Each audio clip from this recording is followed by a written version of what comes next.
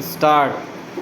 Madam Deputy Chairman, from the speeches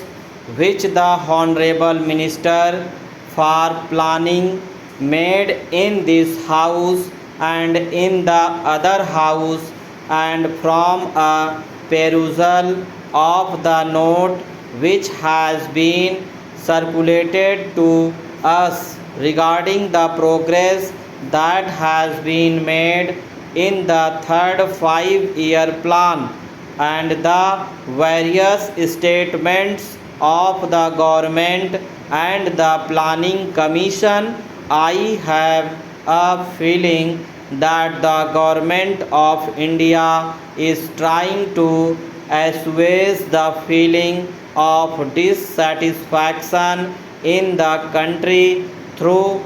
promises of bright future, promises of better efforts, and general promise that everything is going to turn out all right and that there need not be any fear or anxiety in the country.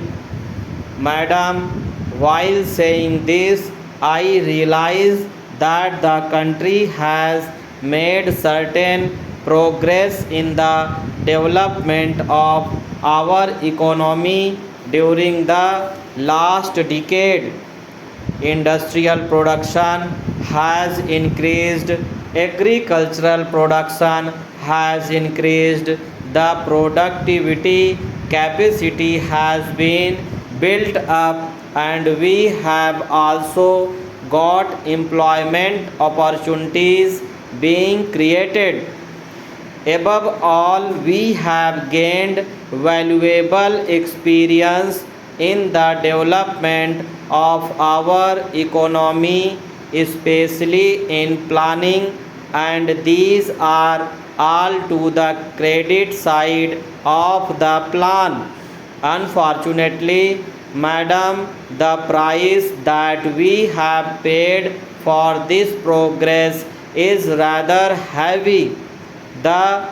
imbalances that we have created are likely to go out of control unless definite steps are taken to see that the imbalances are corrected at the earliest opportunity.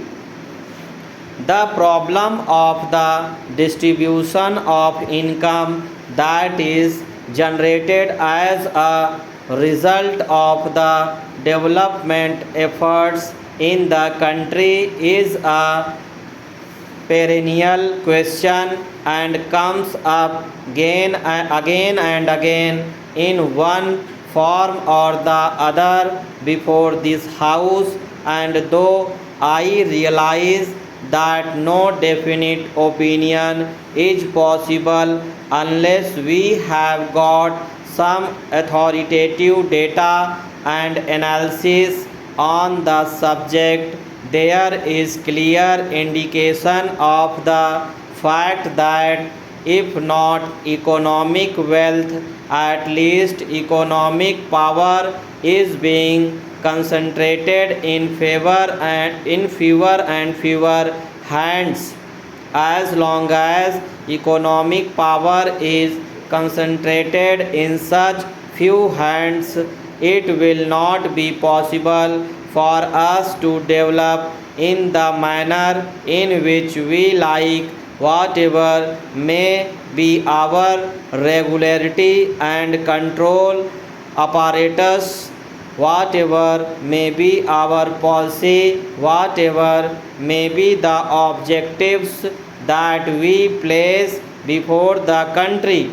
Similarly, the imbalance between the rural and the urban sector is also increased. I do not know whether in the rural areas some